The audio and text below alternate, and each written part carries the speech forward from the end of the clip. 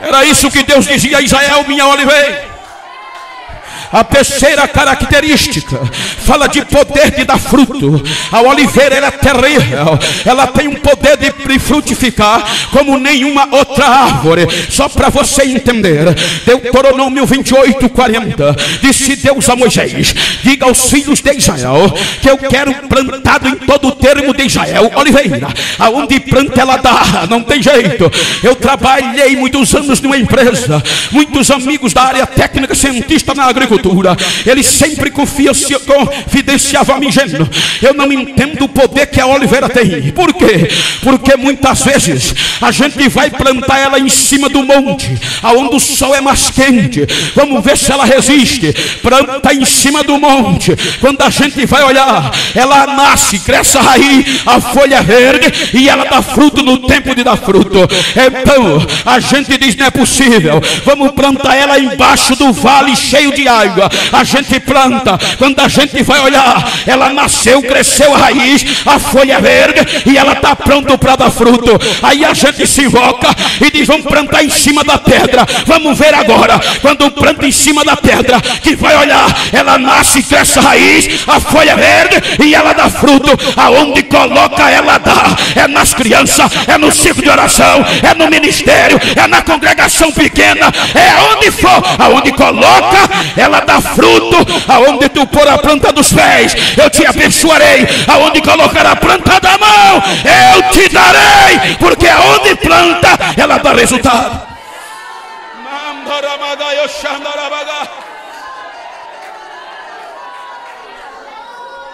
Só para interagir, olha para quem está ao teu lado e diz: você está entendendo? Aonde planta dá certo. Tem jeito. Aí Deus tratava com carinho: minha oliveira, oh Israel, minha oliveira. Aí agora dá-se a entender, vem o profeta Isaías.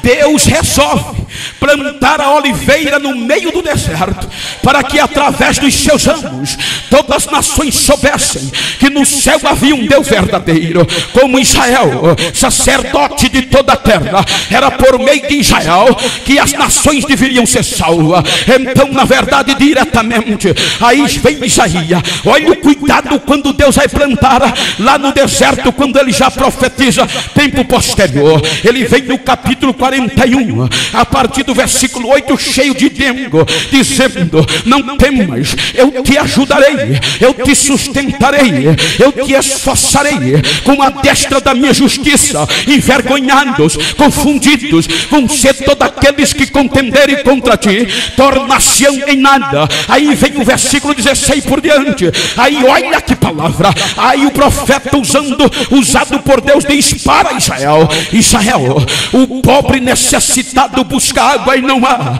e a sua língua se seca de sede, mas por causa de você eu vou abrir rio em cima dos montes, e vou abrir açude no meio dos vales, e vou plantar no deserto o cedro, a árvore de citra, a murta, a oliveira, conjuntamente com outras árvores, para que todos saibam que fui eu que fiz isso. Aí Deus planta Israel no meio das nações, esperando colher os seus frutos. Mas passam os anos, aí Jeremias traz o diagnóstico do que aconteceu. Jeremias 11:16, ele diz: denominou-te o Senhor de oliveira verde por conta dos teus deliciosos frutos, mas de repente os teus ramos quebraram, houve uma voz de tumulto e os ramos foram quebrados. Então Jeremias trouxe o diagnóstico: Israel decepcionou, agora os ramos da oliveira foram quebrados, e o que fazer? Que já havia nenhuma visão patriarcal, uma base na promessa da criação e restauração da humanidade por conta dessa natureza, desta oliveira. Então, quando a gente vai lá para o Salmo 16, o salmista já tinha ansiedade. Ele dizia: eu sei que o Senhor não vai deixar a minha alma ir para o inferno, e nem o seu santo ver a corrupção.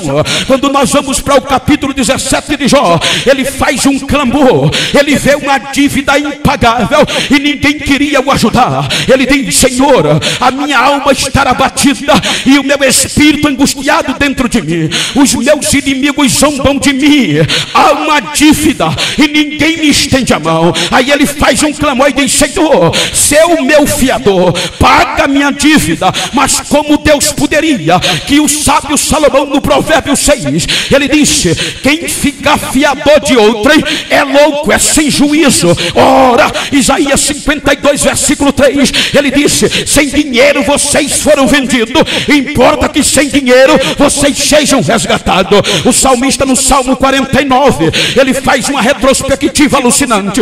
Ele diz no verso 7 e 8: até aqui ninguém pôde pagar o preço da alma do seu irmão, porque o seu valor é altíssimo, e estas pessoas se empobreceriam antes do tempo. Então, o que era que ele estava fazendo?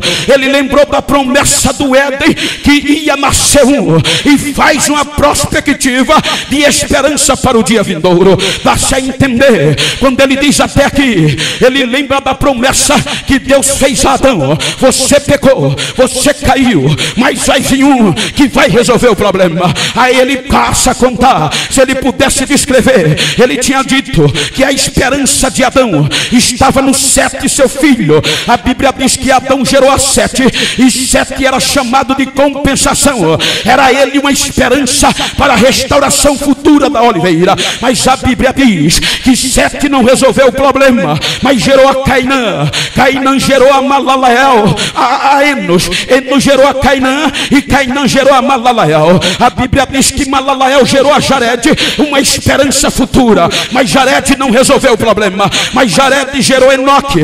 Enoque era um homem que todos acreditavam que ele andava com Deus, era uma bola da vez para ser usado nas mãos de Deus. Mas a Bíblia diz que Enoque viveu ao ponto de ser arrebatado e não viu a morte, mas não foi ele.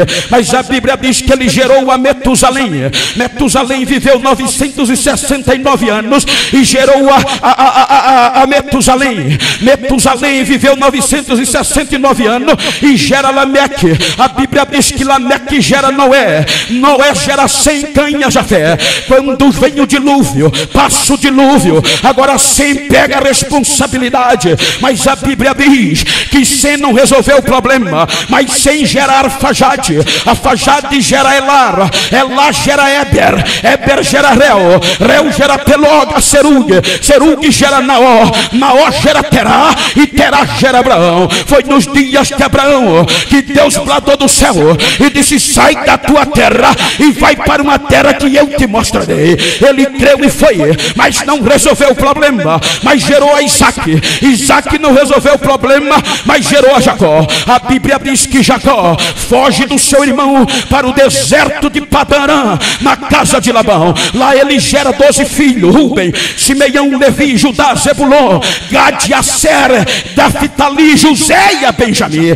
E agora a Bíblia diz no capítulo 49 do Gênesis que havia uma esperança. Agora Jacó estava velho, chega a hora de chamar para escolher o seu sucessor. Quem poderia ser o restaurador futuro da oliveira de Deus? Então o direito da primogenitura dava direito a Rubens. Então Jacó, com respeito, vem cá para ilustrar, quando Rubens chega todo bonitinho, engomadinho, aí Jacó olha para ele e diz: Rubem, tu és turbulento feito as águas, tu és a força do meu vigor, mas não será você. Você subiu o leito do seu pai e o contaminou. Rubem perdeu a esperança. Aí vem Simeão e Levi na ordem da primogenitura. A Bíblia diz que quando Simeão e Levi chega, Jacó olha para eles e diz: o meu conselho não será com a alma de vocês, porque a espada de vocês é instrumento de violência. Aí vem Judá. Quando Judá chega, que Jacó vê Judá,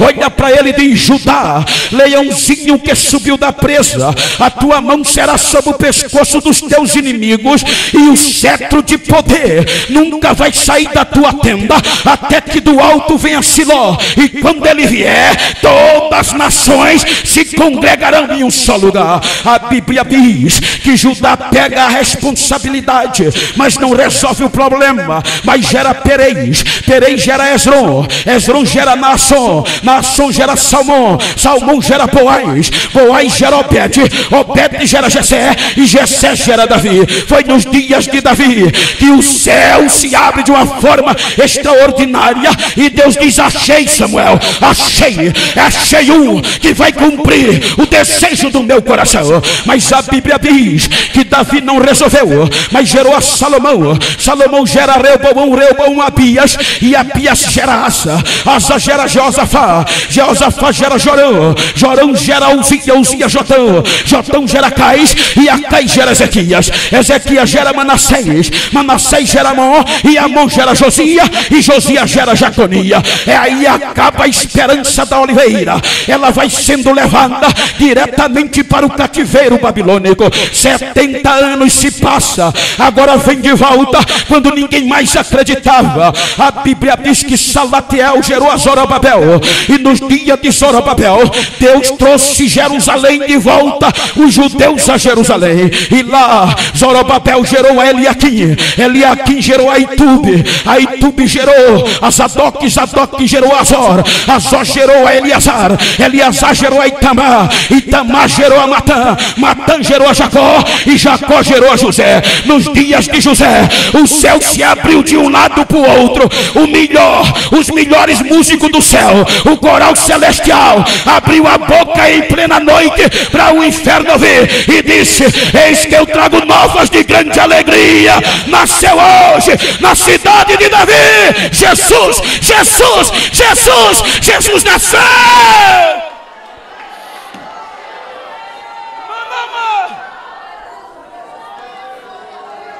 Ramagamasha, Narabagasha, Narabagabiado, Ramagamasha, Amailo, Shamarabasiaga, Exalt your fly, Sia, Joshua, Serbi.